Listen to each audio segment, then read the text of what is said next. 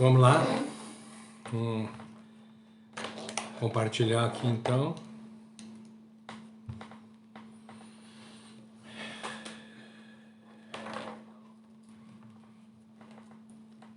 Estamos online.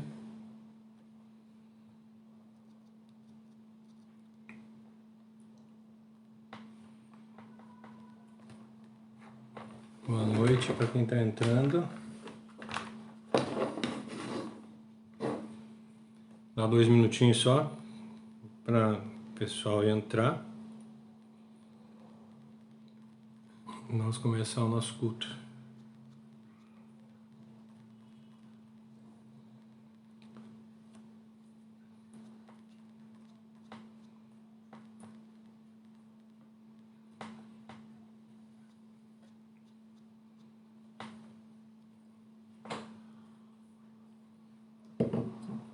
Sejam bem-vindos.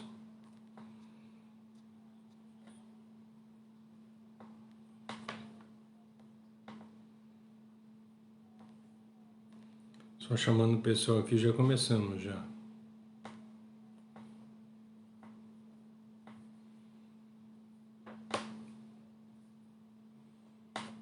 Hoje nós estamos, hoje é aniversário de Florianópolis. Coisa linda.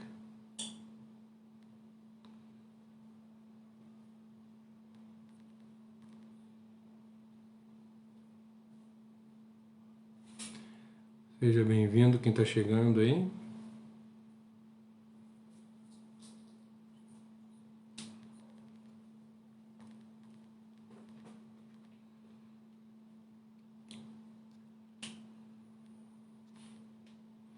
Bem, vamos lá. A mãe chegou já também. Seja bem-vinda, mãe.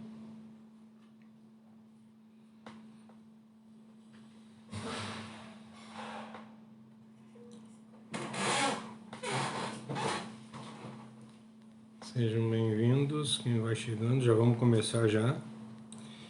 Mais um minutinho a gente já começa, tá, gente?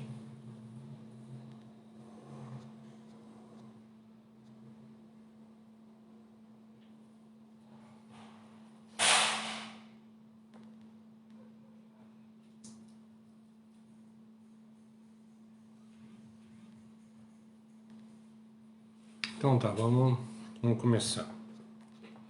Hoje nós chegamos no versículo, no capítulo 119 de Salmos, versículo 59. Sejam bem-vindos todos que estão aí. Diz para nós o seguinte, a melhor tradução que nós encontramos mais parecida com o hebraico é na Nova Versão Internacional, que diz para nós assim, ó, refletir. Ó, o Cleito está aí também, o Cleito. Seja bem-vindo aí. Estamos trabalhando, mas estamos acompanhando. Amém. Se conseguir dar uns toquezinhos aí também, seja bem-vindo aí.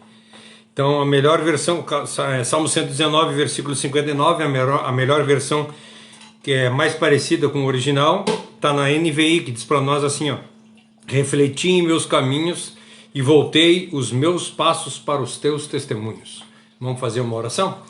Querido Deus e amado Pai, queremos erguer a nossa oração à Tua presença, te agradecendo, Senhor, pelo momento que Tu nos proporciona de todos os dias, te agradecendo pela Tua palavra maravilhosa que Tu tem nos colocado e tem nos dado. Faz de nós verdadeiros adoradores e que tudo que nós falarmos seja para a honra e para a glória do Teu santo e maravilhoso nome. Obrigado por tudo, te agradeço em nome de Jesus. Amém. Amém. Só vou ver se eu chamo o Valério aqui, que o Valério quer estar junto também. Se eu só chamar um colega meu aqui para estar junto conosco aqui. Valério, acho que tu não tem, né, Dilson? Tem que ser eu mesmo para chamar. Valério.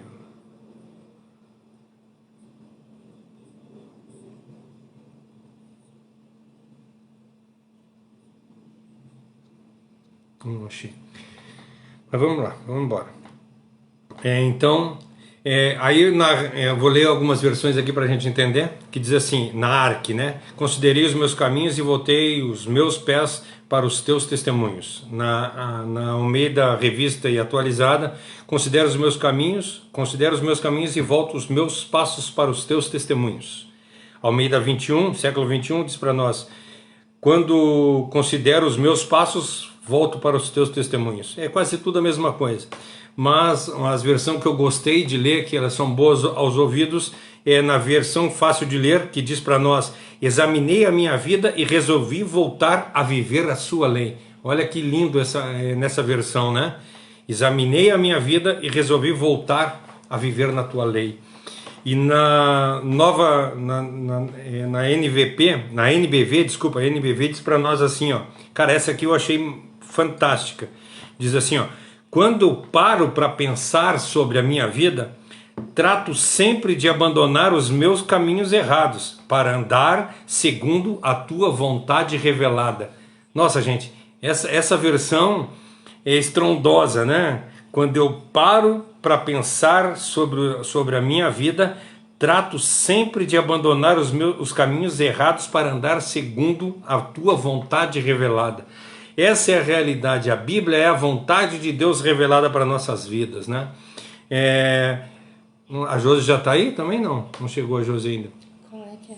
Depois eu vou pedir para a Josi colocar aqui o original. No original, ela ficaria mais ou menos assim, ó. Risabit Ashashba Raigalai El Edotecan. É mais ou menos isso que diz no original. Então assim, ó, quando o salmista estuda a palavra, ele leva a sério essa palavra realmente, né? E a palavra diz para nós, ele fala sobre 2 pontos aqui, 2 pontos aos quais eu quero falar. Primeiro, o primeiro ponto diz assim: quando eu paro para pensar sobre a minha vida, esse é o primeiro ponto que ele fala, né? A primeira parte do versículo.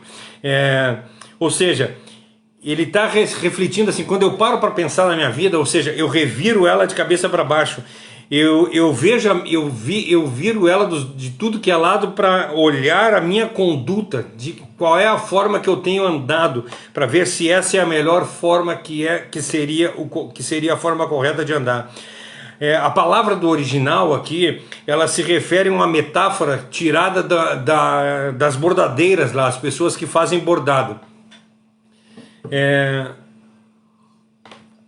Eu gostaria que vocês entendessem, quando eu falo a respeito da bordadeira, que quando a bordadeira está bordando, o desenho quando ela está bordando aparece dos 2 lados do tecido, né? Vocês já viram, não sei se o pessoal hoje já não conhece muito como é que é, mas o pessoal mais antigo sabe como é. Quando a gente está bordando, tu borda, de um lado fica o desenho e do outro lado fica a parte de trás do desenho, só que o desenho fica desenhado dos 2 lados. Só que não é que nem costura. Quando a gente faz a costura assim, ó, né? A gente olha só um lado do tecido. Quando tu borda, tu enfia a agulha de um lado e a agulha sai do outro lado. Tu tem que virar o tecido para enfiar a agulha de novo. E aí depois tu vira e assim tu vai virando e vai olhando os 2 lados. O que ele quer falar nesse momento aqui de refletir, ele está falando dessa forma.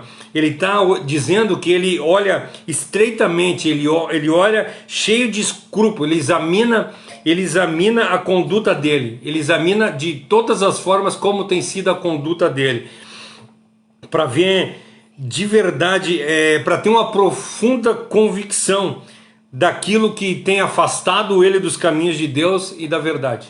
É isso que tu está falando? Que eu estou suando? Estou suando pra caramba aqui.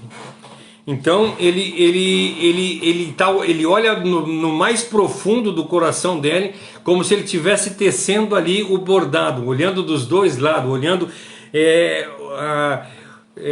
os 2 lados da moeda, ele olhando para dentro de si de todas as formas para ver aonde é que ele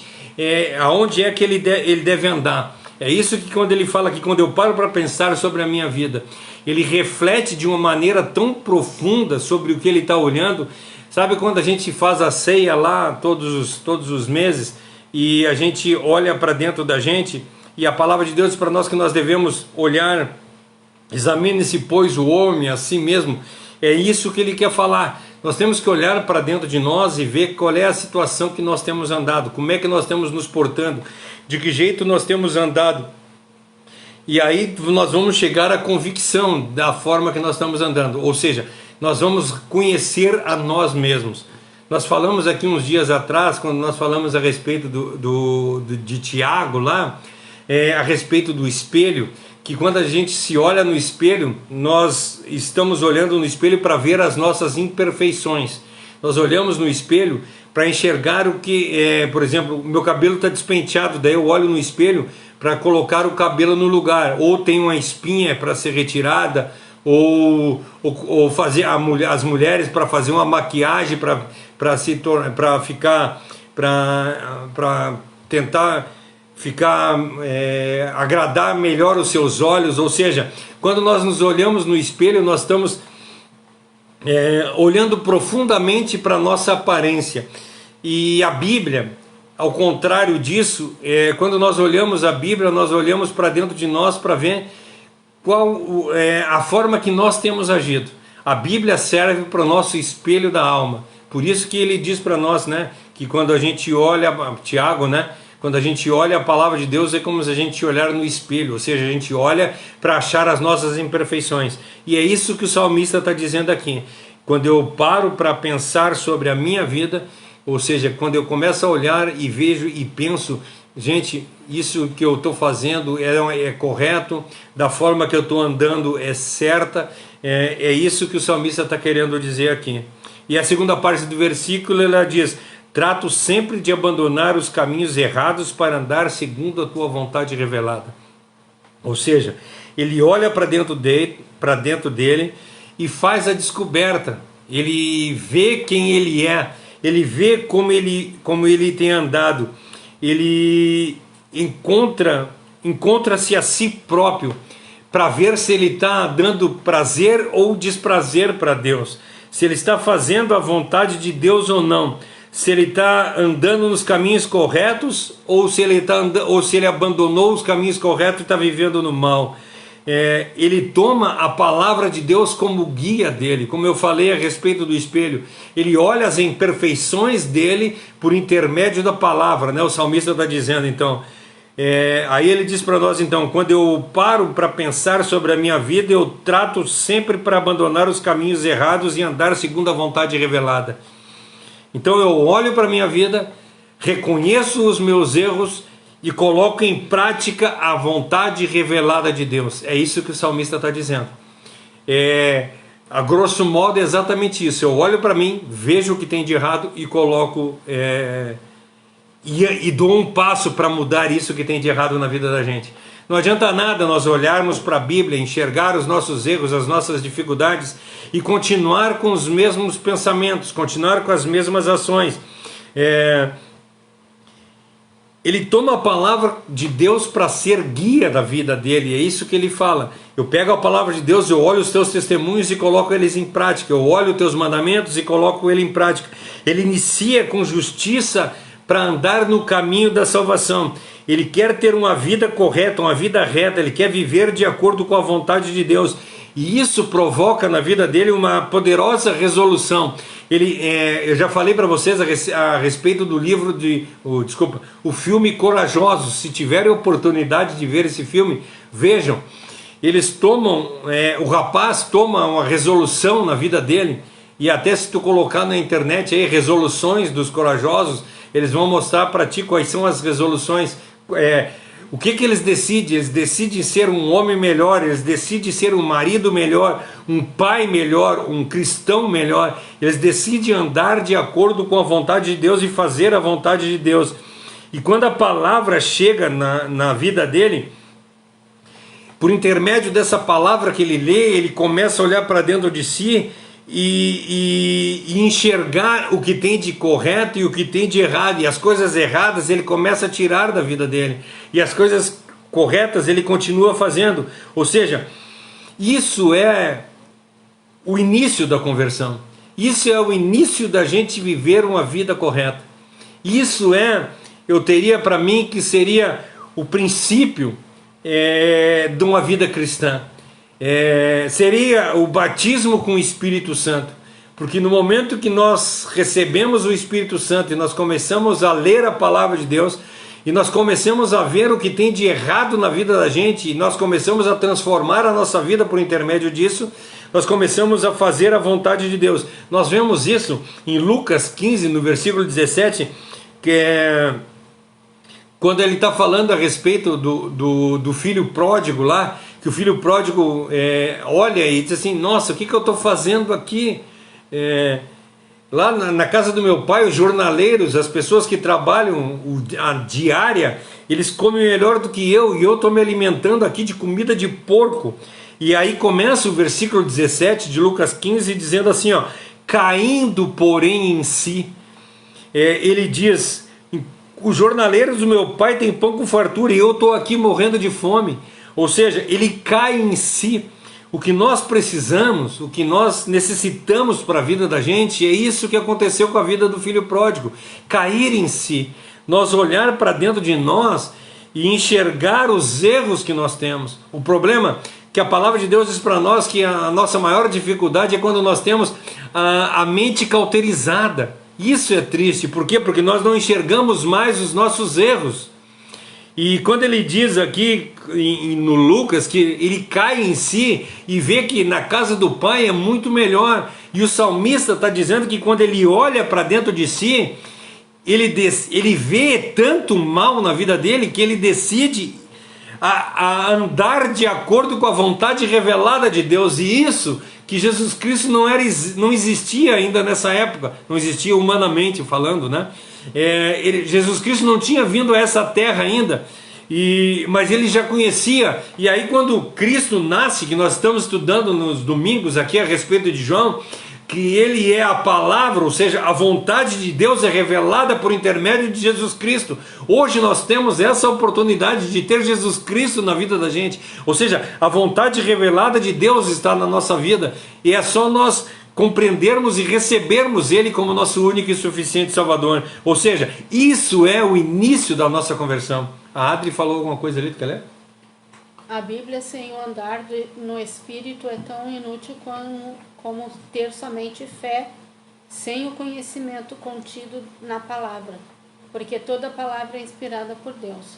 Logo devemos ler e clamar para que o mesmo Espírito que inspirou a palavra nos inspire um entendimento verdadeiro. Isso é maravilhoso, sabe? Às vezes a gente pensa assim, que a palavra de Deus ela foi inspirada, né? A gente tem a Bíblia é inspirada por Deus, e realmente ela é inspirada por Deus, mas para nós entendermos a Bíblia, exatamente isso que a Adriele falou, nós precisamos ser inspirados por Deus também. Eu não sei se é a Adriele ou se é o Vinícius que está, mas deve ser os dois que estão juntos.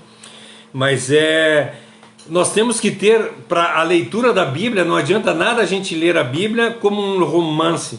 Por isso que eu digo para as pessoas, quando a gente for ler a Bíblia, nós temos que ter uma preparação, nós temos que fazer um louvor, nós temos que orar a Deus e pedir para Ele: Senhor, não deixe eu estar lendo apenas um livro, não deixe eu estar lendo apenas um romance, mas eu quero ler a Tua palavra, eu quero ler a Tua revelação, a Tua vontade revelada, o que fala aqui nesse versículo, né? Nessa versão, a NBV. Eu quero viver segundo a Tua vontade revelada, eu quero viver conforme a palavra revelada, eu quero viver conforme a vontade de Deus, eu quero que os meus pensamentos sejam transformados, eu não quero mais viver, nós falamos um pouco no domingo a respeito disso também, quando a gente fala de João 3, que diz que necessário é que nós nasçamos de novo, ou seja, o que é carne, o que nasce de carne é carne, o que é nascido do Espírito é Espírito. Não adianta nada nós lermos a Bíblia humanamente, não adianta nada nós lermos a Bíblia carnalmente, nós precisamos ler a Bíblia espiritualmente. Então, se nós chegarmos no final do dia, termos uma meta, eu preciso ler a Bíblia em um ano, eu preciso ler tantos versículos por dia, e aí tu começa a ler aqueles versículos, mas só para bater meta, só para chegar no fim do ano e dizer assim, eu li toda a Bíblia, Mas o que mudou na tua vida tu ler a Bíblia? É isso que nós temos que entender. Por isso que o salmista diz, quando eu leio, eu uso a Bíblia como espelho na minha vida. Eu começo a refletir e olhar para dentro de mim e ver os meus erros e retirar ele da minha vida. Isso é a gente colocar em prática a palavra de Deus. Isso é o que ele diz aqui, quando eu paro para pensar sobre a minha vida, trato sempre de abandonar os meus caminhos. Ou seja, quando eu paro para pensar na minha vida e começo a olhar e começo a ler a Bíblia e começo a ver os erros que eu tenho, eu digo assim, cara, eu não posso mais continuar vivendo assim. O que adianta eu ler a Bíblia e continuar vivendo a mesma coisa? O que adianta eu ler a Bíblia e não colocar nenhum versículo em prática no meu viver? Eu preciso que isso seja real na minha vida. Eu preciso que a palavra de Deus seja imposta e posta na minha vida. Não adianta nada eu conhecer a palavra e ser só conhecedor das Escrituras. Senão, como eu disse, nós estamos lendo um romance. Nós estamos lendo histórias. Nós estamos lendo mitologia. Entende? Agora tu está dizendo para mim que a Bíblia é mitologia. Cara, se nós lermos a Bíblia sem o Espírito Santo, sim, ela é uma mitologia. Ela não tem poder nenhum se eu ler humanamente a palavra de Deus, porque o que é carne, o que é espírito é espírito. Se eu ler a palavra de Deus carnalmente, não vai transformar a minha vida.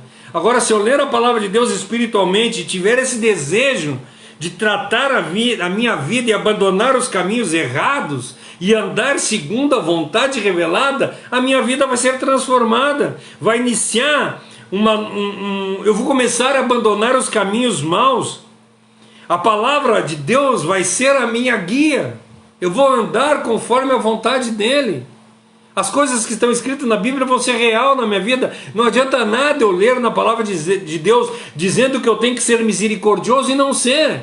Não adianta nada a palavra de Deus dizer que eu tenho que ser bondoso e eu não ser. Não adianta nada a palavra de Deus dizer para mim não faz e eu fazer. Ou dizer faz e eu não fazer. É pura mitologia. Nós não podemos. Por isso que o salmista diz aqui, nós temos que, a palavra de Deus, ela tem que ser um espelho que transforme o nosso viver. Ela tem que provocar uma revolução dentro de nós. Ela tem que provocar justiça. E nós temos que andar na justiça do caminho de Deus. E o caminho de justiça e vida para Deus, para a salvação. É isso que o salmista quer dizer para nós. Minha Adri falou aí de novo. É difícil demais para nós. Na verdade mesmo, é impossível para o homem. Porém, para Deus não é impossível. Eu cometi muito esse erro de ler sem crer que Deus poderia revelar além do meu entendimento humano. Joguei meu tempo fora, porque a palavra de Deus é viva e eficaz e verdadeira, e pode, de fato, fazer uma grande mudança. Deixa depois eu ler outra parte. Para mim comentar sobre isso que ela falou. Exatamente isso, se nós lermos a palavra de Deus e ela humanamente, querer entender humanamente e querer entender cientificamente ou historicamente, não vai fazer transformação nenhuma na vida da gente. Nós vamos aprender, nós vamos ser conhecedores das Escrituras e não conhecedores de Deus. Teologia é estudo de Deus, não é estudo da palavra de Deus. Eu sou teólogo, tem muito ateu que é teólogo. Tem um cara no TikTok que eu vejo ali de vez em quando, que ele é satanista. Ele é seguidor de Satanás. E ele conhece a Bíblia de capa a capa. Ele debate com cristãos, porque ele conhece a palavra de Deus. Tem alguma utilidade para a vida dele? Não tem. E a mesma coisa são pessoas que conhecem a palavra de Deus e usam a palavra de Deus em benefício próprio. E a palavra de Deus diz isso para nós, que se quem usar a palavra de Deus para benefício próprio vai ter as honrarias que ele tem, que merece aqui nessa terra. E o que nós queremos? Nós falamos no domingo, nós queremos viver uma vida temporal ou nós queremos viver uma vida espiritual? Qual é que é a nossa escolha? Aqui o salmista está revelando e dizendo assim, eu preciso provocar na minha vida uma revolução imensa que me transforme de uma forma maravilhosa. E a vontade revelada de Deus seja imposta na minha vida. Sabe? Quando ele lê a palavra, ele olha para dentro de si e vê a necessidade de chegar-se mais a Deus. E aí nós vemos pessoas lendo a palavra de Deus para chegar a enriquecimento, bênçãos, curas, sinais, maravilhas, quer tudo temporal, tudo carnal. Não tem uma conversão real. Agora, no momento em que nós nos erguermos e clamarmos para Deus, para andarmos conforme Ele, aí vai ter um início de conversão na vida da gente. Nós vamos mudar. No momento que nós começarmos a entender que a palavra de Deus ela é um espelho para nos curar das nossas imperfeições, no momento que nós conseguirmos olhar, como o salmista diz, que ele olha para a vida dele e quer abandonar os caminhos errados para viver de acordo com a vontade revelada do Pai, é isso que nós temos que colocar em prática. É isso que nós temos que viver. E o último versículo que ela leu, que ela botou ali? Se nós aprendermos de Deus, além de transformar a nossa vida, nós inspiramos mudança nas pessoas à nossa volta. Se nós mudarmos, nós vamos inspirar as pessoas a mudarem. Se nós vivermos a vida como as pessoas do mundo vivem, cara, para que eles vão querer mudar de vida? Eles vão olhar para nós e vão dizer assim, cara, ser crente, ser cristão é isso? Então eu vou continuar vivendo a minha vida, porque eu tenho tranquilidade, eu vivo em paz. E aí eu vejo as pessoas passando, os que conhecem a palavra de Deus, passando por mais necessidade que nós, brigando com a mulher, brigando com os filhos, tendo discussão nos lugares, não muda nada. As pessoas têm que olhar para nós e dizer assim, cara, eu preciso mudar, eu quero ser igual a ele. Sabe? Nós temos que parar e pensar. E julgar a nós mesmos, como diz para nós lá em Coríntios 11, no versículo 27, julgue-se o homem a si mesmo, julgar as nossas vidas e voltar atrás caso seja necessário. Na realidade é sempre necessário, se nós parar para pensar. Sabe qual é que é o problema? Uma vez, eu levando a palavra de Deus para uma pessoa, eu disse para ela assim, e nós temos o costume de falar para as pessoas assim, tu precisa te converter, tu precisa te arrepender dos teus pecados. Aí a pessoa perguntou para mim assim, mas que pecado? Eu não roubo, eu não mato, eu não traio a minha mulher, eu tenho uma vida boa. E nós vemos, infelizmente, que acho que 90% das pessoas, se não mais, elas têm isso na vida delas. Que o pecado é matar, roubar e trair a esposa. E aí eles não fazem isso tão bem com Deus. Entende? E não é isso. Quando nós olhamos para dentro de nós e nós começamos a refletir o quão mal nós somos, quando nós olhamos para dentro de nós e ver, como o salmista diz, né, em pecado eu fui concebido e vivo em pecado, ou seja, como é que nós queremos dizer para as pessoas que elas estão em pecado se elas não reconhecem o pecado? Por isso que nós temos que falar da palavra de Deus.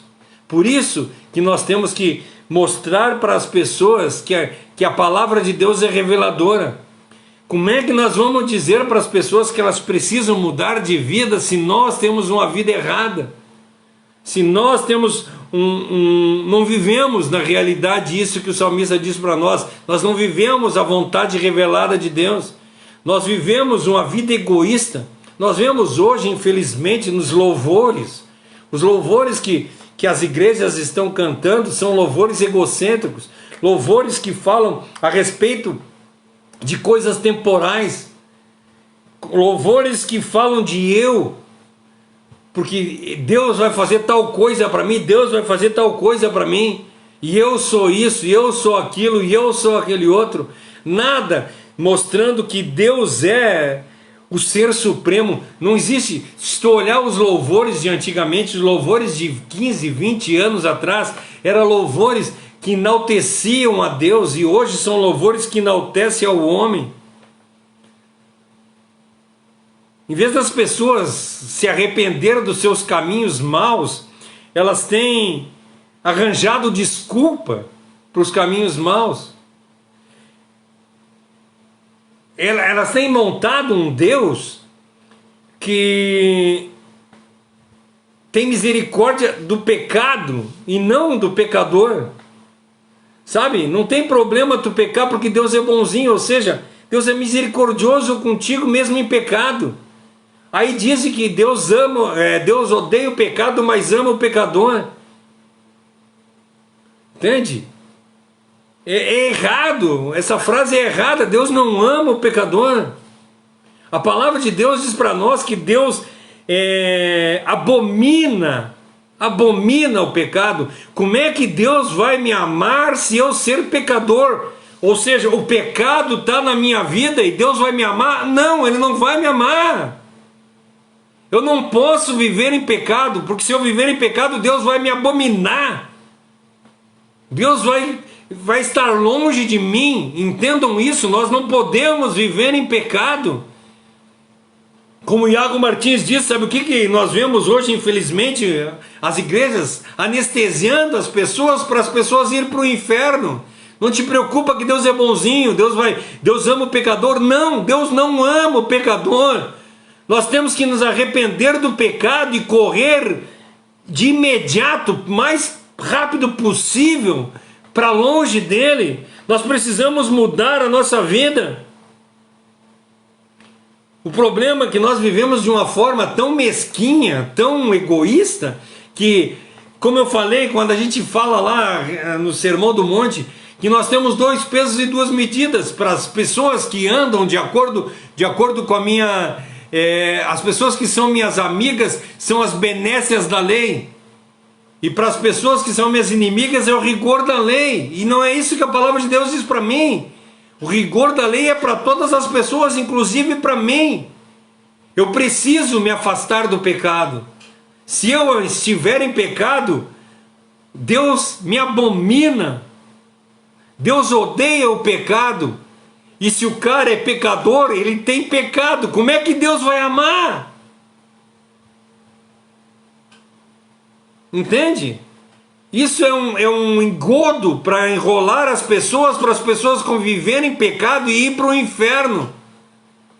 A palavra, Jesus Cristo nunca falou isso. João Batista nunca falou isso.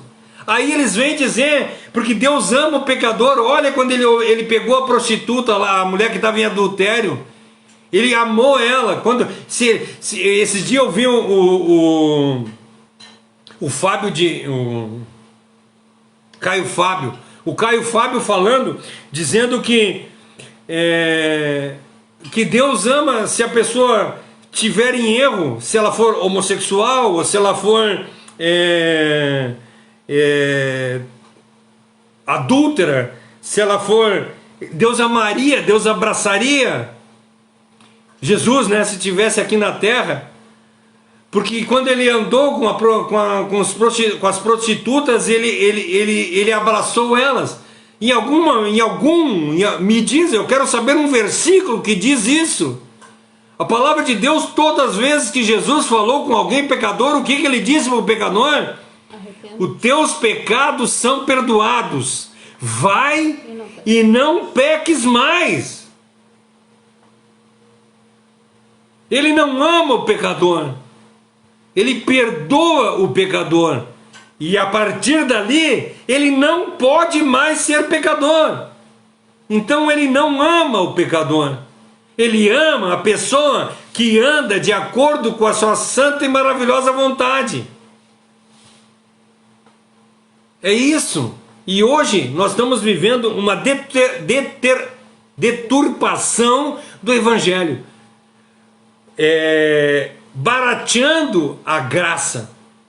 Infelizmente. A Adri falou mais alguma coisa aí. Eu e a Adri líamos desde o período do nosso namoro, mas dificilmente conseguíamos ficar perto um do outro sem brigar. Hoje em dia, apenas anos depois de ter esse ensino, é que conseguimos ver alguma diferença. porque a essência do Evangelho não é a necessidade de melhorar essa ou aquela área da vida, mas de ensinar o quão Deus é justo e perfeito e o quão caro foi o sacrifício de Jesus para a salvação da nossa alma. O problema é que as pessoas barateiam a graça. Ou seja, Deus é bom, Jesus Cristo veio, morreu na cruz do Calvário e ama o pecador. E aí eu posso fazer tudo que não tem problema nenhum. Está liberado. Está liberado para me viver. Sabe? E aí por isso que às vezes eu vejo pessoas que são... o contrário de calvinista, me esqueci, o arminiano, né?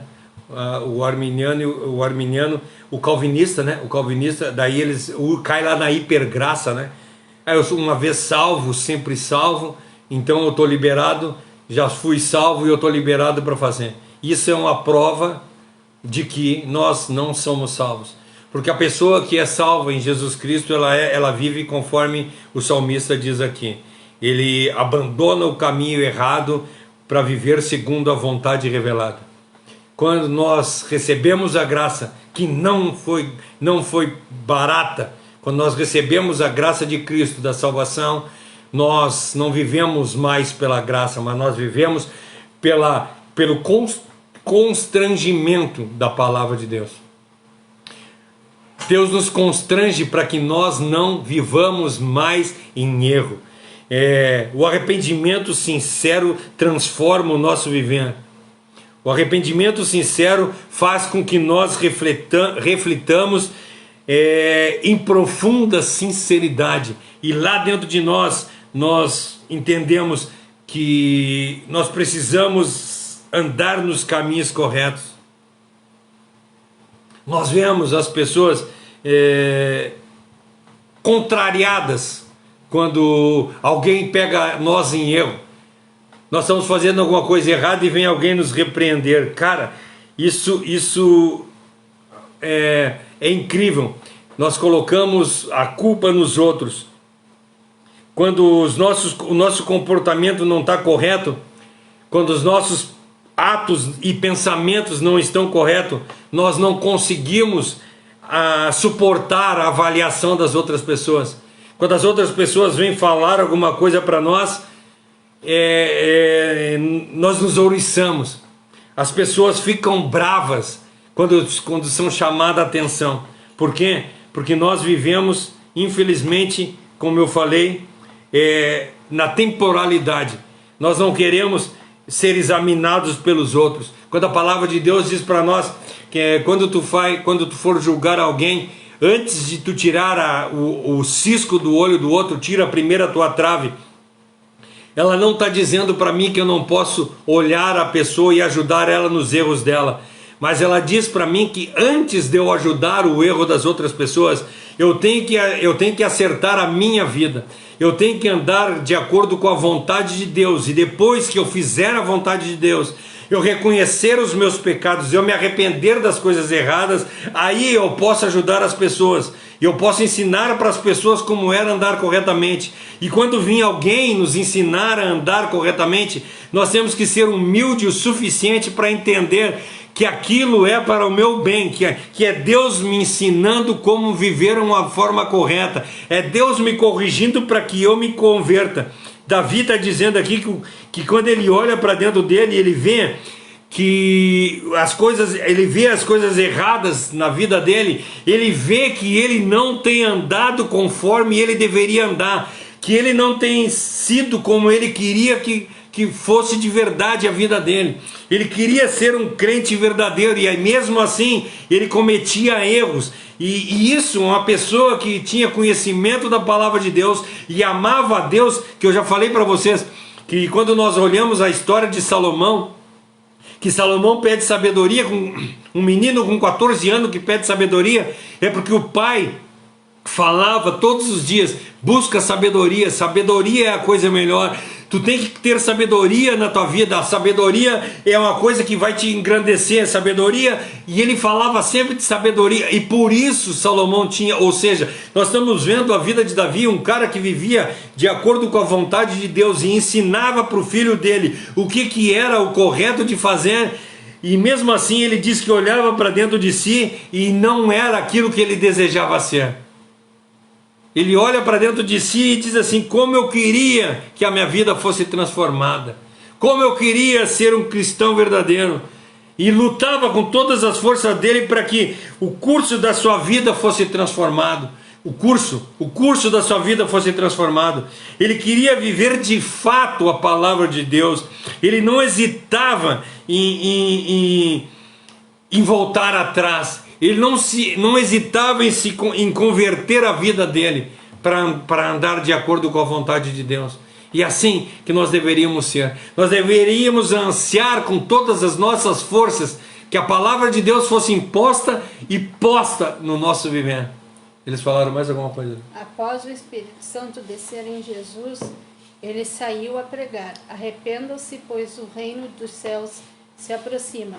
Em outras palavras, pode ser: mudem de vida, porque o dia em que Deus vai executar o seu julgamento está próximo.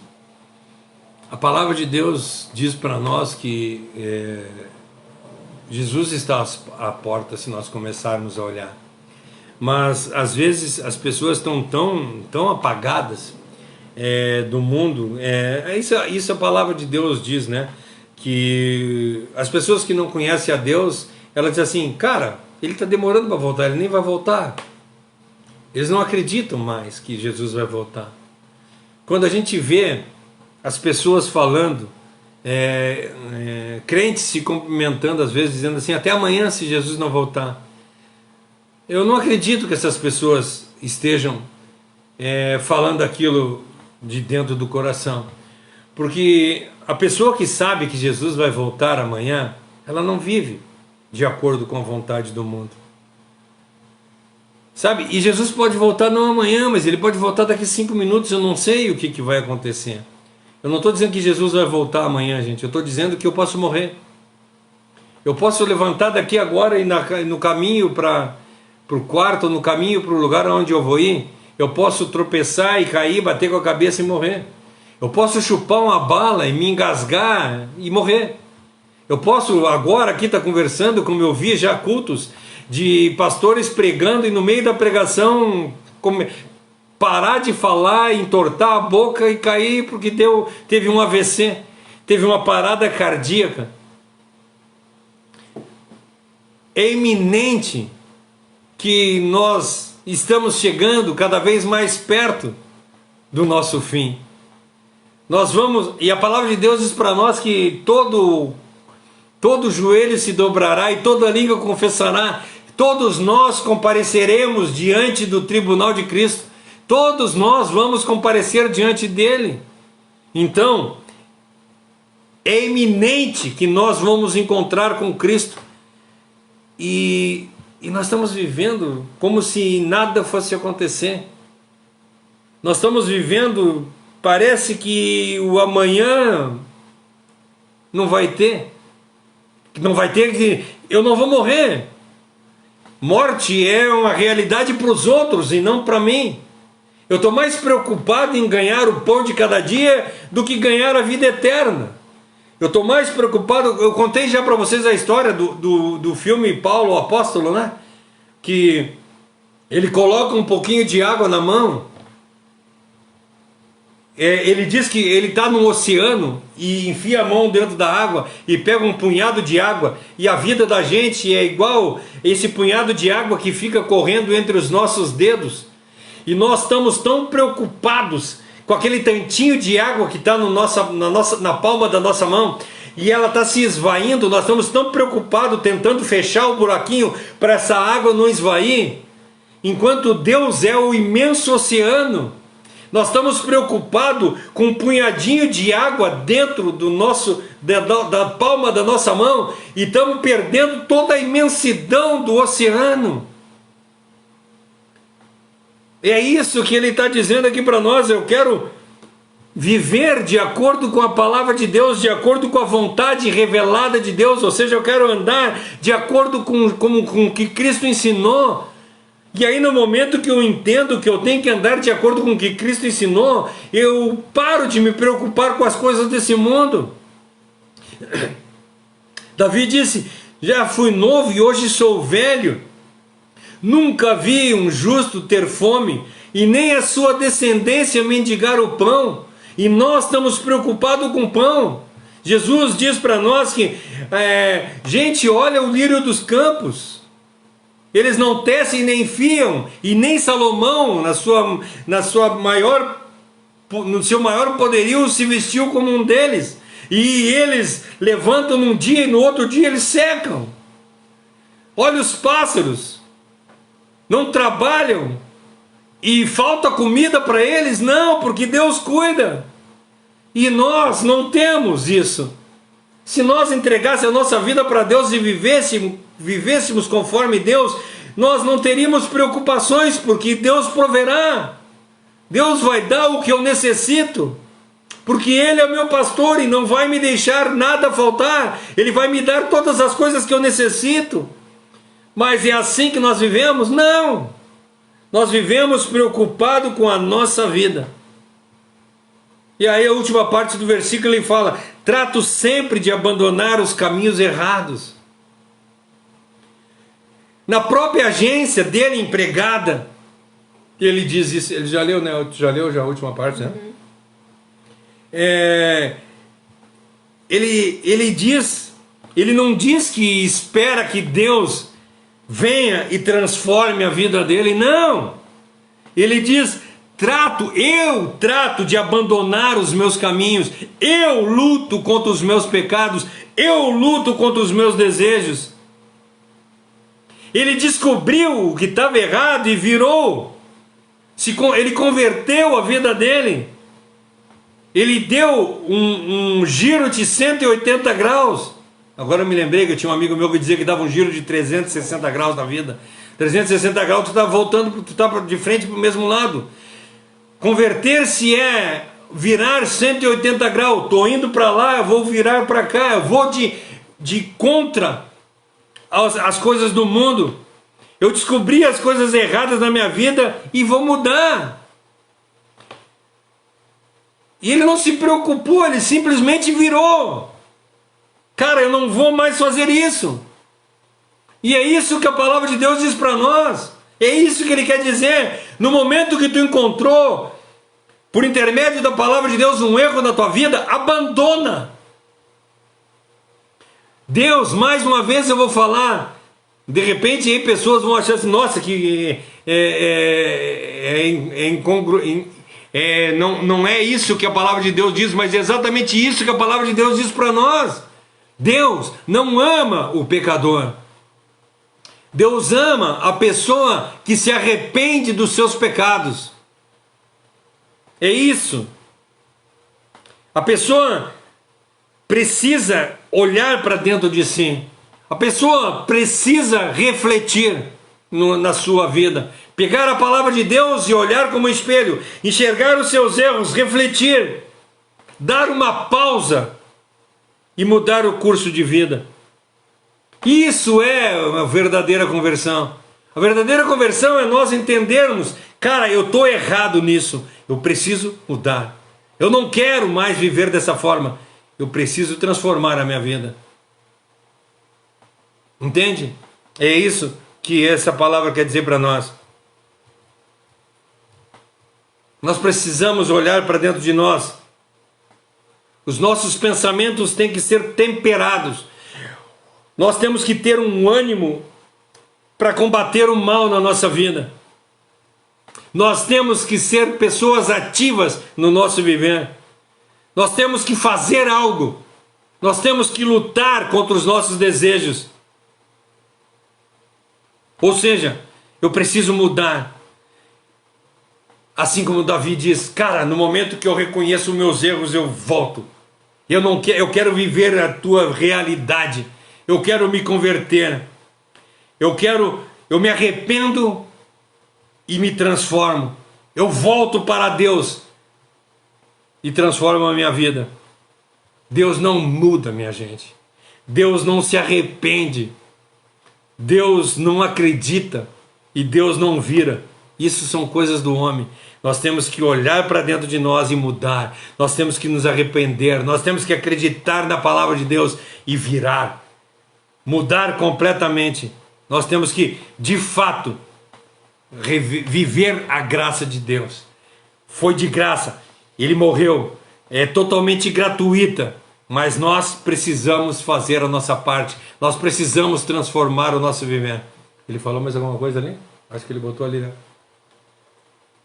Dificilmente haverá alguém que morra por um justo.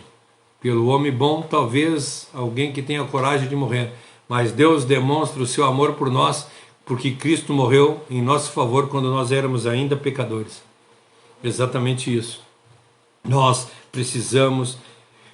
Cristo morreu por nós, nós sendo ainda pecadores. Nós éramos ainda pecadores. Essa é a graça. Agora, no momento que nós recebemos essa graça de Deus, nós deixamos de ser pecadores. Cristo morreu por nós ainda pecadores. Mas no momento que nós nos convertemos a Cristo, é isso que Ele fala para nós: vai e não peques mais. Ah, então eu vou virar um super-homem, nunca mais eu vou pecar? Não é isso que eu estou dizendo. O que eu estou dizendo é que a pessoa que se converte a Cristo, ela não peca mais deliberadamente. A pessoa que se converte a Cristo, ela luta contra os desejos dela. A pessoa que conhece a Cristo não vive mais em pecado. O pecado existe na vida dela como uma consequência de coisas que estão acima da razão. Porque se eu pecar com razão, eu estou pecando deliberadamente. Ou seja, eu peco quando as coisas acontecem e me levam a pecar. Não que eu trace um caminho para o pecado. Isso que a palavra de Deus diz para mim. E se eu conhecer a palavra de Deus e fazer como o salmista diz aqui, eu leio a tua palavra e coloco ela em prática na minha vida, eu não vou pecar. Porque quando eu for pecar, a palavra de Deus vai me exortar e eu não vou cair em pecado. De fato, a graça de Deus ajuda que nós mudemos de vida. É por intermédio do amor dele que nós nos convertemos. É por intermédio da morte dele que nós recebemos a salvação gratuita. Só que no momento que nós recebemos a salvação, nós mudamos de vida. Já não vivo mais eu, mas Cristo vive em mim. Eu não vivo mais. Eu não peco mais. O que eu fazia, eu não faço mais. Aquele que matava, não mata mais. O que roubava, não rouba mais. O salmista não está dizendo que é pelo esforço, mas ele diz que é necessário esse esforço. Esse esforço me leva... no momento que eu recebo a graça de Deus, para eu tentar explicar, chegar no cerne da questão. No momento que eu recebo a graça de Deus, eu deixo de ser ocioso. A palavra de Deus me desperta para um esforço, me leva a agir. O salmista, quando ele reconhece a palavra de Deus, ele não vive a vida dele em lamentações frívolas, de dizer assim: ó vida, ó dia, eu não estou conseguindo vencer tal pecado, todas as vezes eu caio nisso. Não, ele luta com todas as forças dele para reparar as coisas erradas que tem no viver dele. Vamos usar um exemplo aqui. Quando uma pessoa é drogada, quando a pessoa é dependente químico, como é que ela se liberta da dependência química? Ela tem que sair do local de onde ela está, ela é internada no hospital psiquiátrico e durante 30 dias, 40 dias, 60 dias, dependendo da pessoa, ela fica dentro daquele hospital psiquiátrico e os médicos começam a drogar ela, drogam um pouco num dia e diminui um pouquinho no outro dia, diminui um pouquinho no outro dia, diminui um pouquinho no outro dia, até chegar no final do tratamento ela estar livre daquilo. E a mesma coisa é a nossa vida cristã. Eu vivo em pecado e no momento que eu me converto a Cristo, eu começo a não pecar mais. Aí eu paro de pecar de uma hora para outra. Não, eu vou lutar contra o pecado.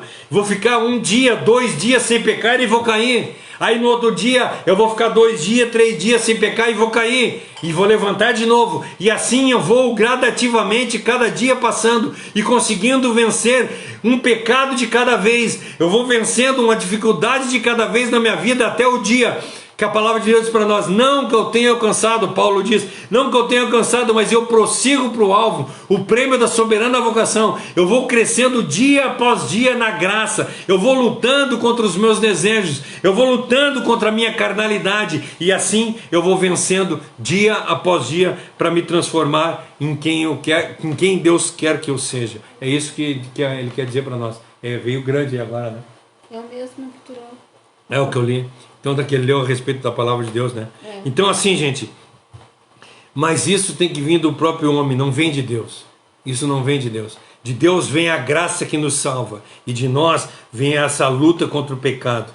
Nós damos um início a uma reparação prática da nossa vida. A gente envolve, né? A gente tem o envolver e o revolver, e a gente busca os testemunhos de Deus para mudar a nossa vida. É isso que nós temos que fazer. Nós temos que transformar o nosso viver de uma forma que nos faça viver uma vida correta.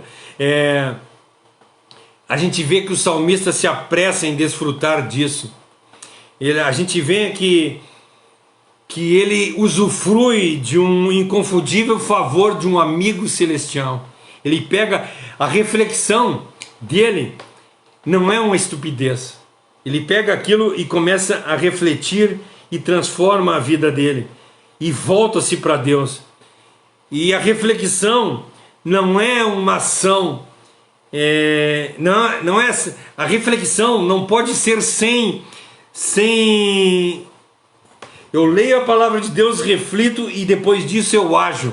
Não adianta nada eu ler a palavra de Deus e não refletir.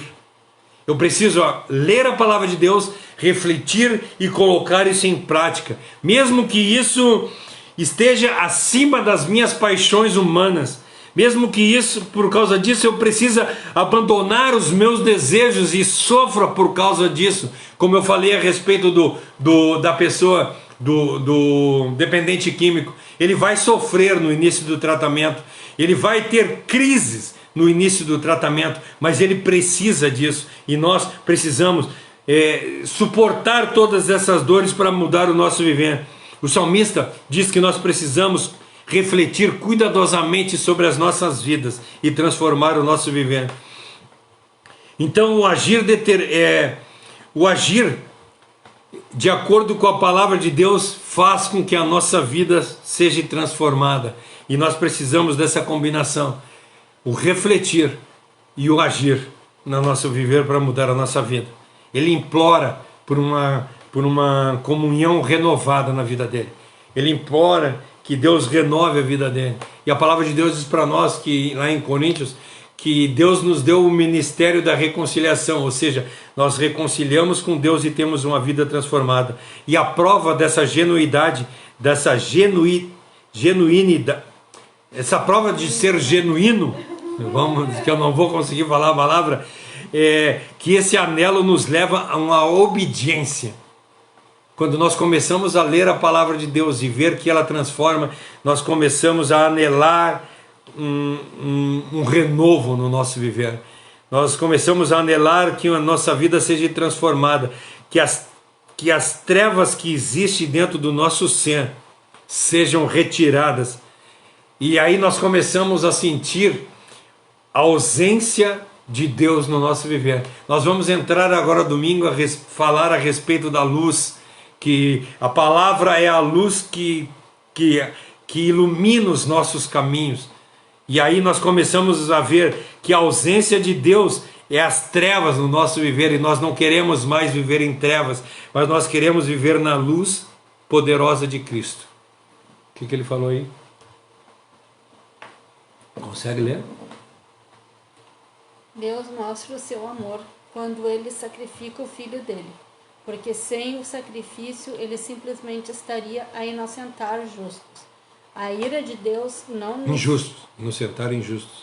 Injustos. A ira de Deus não nos atinge, porque Jesus sofreu muito e ressuscitou para interceder por nós.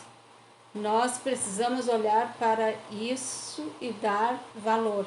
E existe um preço a se pagar para transparecer a eficácia dessa salvação, como diz Paulo. E sua graça para comigo não foi em vão. Jesus Cristo, a palavra de Deus diz que a ira de Deus está sobre os filhos da desobediência. Então, se a pessoa é desobediente, a ira de Deus está sobre ele. No momento que Cristo morreu na cruz do Calvário, ele tirou aí a palavra de Deus diz para nós: a todos os que creram no seu nome, Deus deu-lhes o poder de se tornarem filhos de Deus. Não são mais filhos da desobediência, ao qual está a ira de Deus, mas nós somos filhos de Deus. E o filho de Deus não vive em desobediência. Olha a profundidade disso. Então, nós não podemos jamais dizer que Deus ama o pecador, porque a palavra de Deus não diz isso para nós. A palavra de Deus diz para nós que Jesus Cristo veio a esse mundo e morreu por nós, sendo nós ainda pecadores. E no momento que ele morreu, ele nos deu o poder de nos tornar filhos de Deus. E no momento que nós somos filhos de Deus, nós não somos mais pecadores. É fácil de entender, eu acho. Deus morreu por mim quando eu era ainda pecador. No momento que ele morreu por mim, ele transformou a minha vida e eu não sou mais pecador. Não sou mais filho da ira. Não sou mais filho da desobediência, a qual está... Eu não sou mais filho da desobediência, a qual está a ira de Deus. Mas eu sou filho de Deus, ao qual está a misericórdia de Deus. E nós falamos a respeito das mãos de Deus, a mão da graça, a qual ele nos dá o que nós não merecemos, que é a salvação, e a mão da misericórdia, a qual ele dá para nós, a mão da misericórdia, a qual ele dá para nós o que nós não merecemos, e a graça, a qual ele dá para nós o que nós não merecemos. Nós não merecemos a salvação, e ele nos dá, isso é a graça. Nós merecemos o inferno, e ele tira de nós. Isso é a misericórdia de Deus que é imposta na nossa vida. Ele é tão bondoso, que não nos dá o que nós merecemos e dá o que nós não merecemos. Nossa, isso é maravilhoso, isso é grande demais. Nós precisamos, gente, viver conforme o salmista diz aqui. Nós precisamos reverter o nosso caminho, nós precisamos mudar a nossa jornada. Isso precisa de uma imediata reparação na nossa vida. E no momento que nós endireitamos a nossa vida, nós começamos a viver uma santa jornada. Nós vivemos de forma diferente. Aquele que pecava não peca mais. Aquele que roubava não rouba mais. Aquele que odiava não odeia mais. Aquele que fofocava não fofoca mais. Aquele que mentia não mente mais. Porque se eu continuar fazendo fofoca, se eu continuar mentindo, se eu continuar falando mal dos outros, se eu continuar roubando, se eu continuar matando, eu continuo sendo filho da desobediência. E sobre os filhos da desobediência, o que está? A ira de Deus. Então, o que eu tenho para deixar para nós nessa noite? Que nós precisamos seguir os mandamentos de Deus. Nós precisamos fazer a vontade de Deus. A salvação foi de graça. E essa graça não foi barata. E essa graça não é barata. No momento que eu me converto a Cristo e entrego de verdade a minha vida a Ele, eu já não vivo mais, mas Cristo vive em mim. A pergunta que eu tenho para ti: quem tem vivido na tua vida? A vontade de quem tu tem colocado em prática no teu viver? A tua? Quem tem sido o rei que tem sentado no trono do teu coração? Olha, julgue-se o homem a si mesmo. Eu não sou ninguém para julgar nenhum de vocês. Eu julgo a mim mesmo. E eu, sinceramente, quero dizer para vocês: Deus não tem sido o primeiro lugar na minha vida. Eu tenho lutado para ganhar o pão de cada dia. Eu tenho lutado para viver uma vida mais confortável. Eu tenho lutado para ter um pouco mais de conhecimento. E muitas vezes isso que eu falei no domingo, que a palavra, nós estamos tão preocupados com o pecado que tem na nossa vida, que às vezes a gente esquece as coisas que estão na nossa volta e que nos atrapalham. Nós precisamos nos desfazer disso e colocar Deus de verdade como razão do nosso viver. Porque no momento que nós continuamos vivendo miseravelmente distraídos, nós vivemos totalmente conflitantes com a palavra de Deus. Agora, quando nós olhamos para dentro de nós e vemos que a nossa vida está desviada dos caminhos de Deus, não desviada de estar longe de Deus, mas desviada de colocar em primeiro lugar as coisas de Deus, desviada de ter Deus como nosso único e suficiente Salvador. Porque o que eu quero que tu entenda, que às vezes nós achamos que se eu tiver uma conta com dinheiro no banco, eu não vou passar fome. Então o dinheiro tem sido a minha salvação. Se eu tiver condição financeira, eu não vou passar frio, eu posso comprar roupa. O dinheiro tem sido a minha salvação. Se eu tiver uma casa para morar e cobertas para me cobrir, eu não vou passar frio. Então, os bens têm sido de maior importância na minha vida. Entendeu o que eu quero falar? No momento que nós reconhecemos Deus como nosso Deus, eu não estou preocupado se eu vou ter o que comer. Eu não estou preocupado se eu vou ter o que beber. Eu não estou preocupado se eu vou ter o que vestir. Eu estou preocupado em fazer a vontade de Deus. E Ele vai me dar o que eu preciso e de acordo com a vontade dEle. Se Ele achar que eu preciso morrer de fome, eu vou agradecer a Deus por morrer de fome, porque essa foi a vontade dEle. Se eu passar frio, porque essa é a vontade dEle, graças a Deus. Mas, sinceramente, eu não tenho sido essa pessoa. Eu não tenho sido essa pessoa que tenho colocado em prática isso, de abandonar tudo e viver de verdade a vontade de Deus. Que Deus tenha misericórdia de nós. Que Deus possa colocar no nosso viver o desejo profundo que o salmista bota nesse versículo aqui. Vamos ler ele de novo, que ele diz: quando eu paro para pensar sobre a minha vida, trato sempre de abandonar os meus caminhos errados, para andar segundo a tua vontade revelada. Eu não quero mais viver. Eu quero viver de acordo com a tua vontade revelada.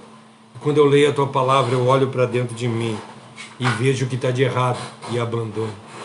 Então eu preciso isso. Eu preciso viver de acordo com a vontade de Deus. Amém, meus irmãos? Amém. Deus me machuca bastante. Todas as quartas-feiras Ele tem me machucado por intermédio desses versículos aqui que o salmista fala. Como eu queria viver como o salmista vivia. Como eu queria ser como o salmista. E aqui, como ele fala na versão fácil de ler, né? Examinei a minha vida e resolvi voltar a viver de acordo com a tua lei. Vamos examinar a nossa vida e vamos colocar em prática essa vontade, a forma de agir de acordo com a vontade de Deus. Deus abençoe a vida de vocês. Desculpa por, às vezes, a gente se tornar pesado, mas a palavra de Deus diz isso para nós. Te arrepende e vive de acordo com a vontade de Deus. A ira de Deus está sobre os filhos da desobediência. Não seja um filho da desobediência, mas seja um filho de Deus, de verdade. Amém? Domingo nós estamos aqui novamente, seguindo o nosso estudo de João, e terça que vem nós estamos aqui novamente falando a respeito do Salmo 119, versículo 60. Quarta que vem. Salmo 119, versículo 60. E domingo nós vamos ver se terminamos o João de 2 a 5. Né? Fique na paz, que Deus abençoe a vida de vocês. Eu vou pedir para Deus fazer uma oração e assim nós encerramos o nosso culto de mais uma quarta-feira. Querido Deus, amado Pai, nós te agradecemos, Pai, por este tempo que tivemos aqui, aprendendo mais da tua palavra, entendendo mais aquilo que tu tens para nos mostrar, para nos esclarecer, para que nós possamos nos preparar para o dia, Senhor, que tu nos buscar. Obrigado, Pai, por cada pessoa que esteve conosco nesta noite, que elas tenham recebido a porção que Tu tens para elas, Pai. Abençoa o restante desta semana, que nós possamos estar buscando mais para buscar e a ensinar aqueles que têm entrado em contato conosco, Pai, que têm vindo aqui, Senhor, para ouvir a Tua palavra, Pai. Abençoa-nos e guarda-nos, ó Pai, eu te peço, te agradeço em nome de Jesus. Amém. Amém. Fique na paz e que Deus abençoe. Deixa eu só ler aqui o último comentário que eles fizeram. Deus mostra o seu amor quando Ele sacrifica o Filho dele, porque sem o sacrifício Ele simplesmente estaria inocentar justo. Eu acho que isso ele já tinha colocado, né? Ele botou 2 vezes. Não, acho que não, é que eu li lá em cima. A palavra não diz que o amor é uma moeda barata. Isso, só isso que ele colocou? Mas... Não, como muitos pregam, pelo contrário, o pecado é tão destruidor que exigiu muito de Jesus para nos reconciliar. O pecado é tão maligno que bastou um único pecado para Adão e Eva serem expulsos da presença de Deus. Gênesis 3:6. A salvação é o amor por Jesus, Filho, que satisfaz a justiça de Deus. É impossível que alguém salvo por Deus tenha a mesma relação com o pecado do que qualquer pessoa. Aliás, a mesma relação com o todo da nossa vida. Exatamente isso que o Vinícius colocou aí. Se nós somos filhos de Deus, nós não temos relação com o pecado. Nós corremos do pecado. O pecado nos dá náuseas. O pecado nos dá vontade de correr longe dele. Se nós estamos vivendo em pecado, nós não somos filhos de Deus. Nós somos filhos da ira. Entendeu agora quando eu quero dizer que Deus não ama o pecador? Porque o pecador está embaixo da desobediência. O filho da desobediência, e sobre o filho da desobediência está a ira de Deus. Deus, como ele falou, Deus nos amou de tal forma que deu o Filho dele para morrer, para nos salvar. E como eu posso transformar essa graça baratear essa graça? Não posso de forma alguma. Parem de pecar. Vai e não peques mais. Amém? Domingo estamos aí de novo, se Deus quiser. Fique na paz e até domingo.